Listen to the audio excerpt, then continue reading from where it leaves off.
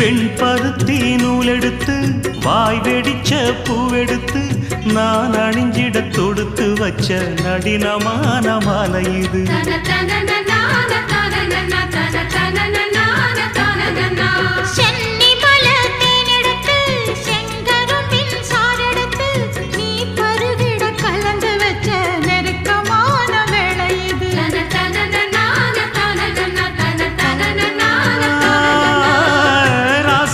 உடம்பிருக்கும் ரவிக்க துணி நானாக அன்னாடம் சூடி கொண்ட ஆசை வச்சாகாதா.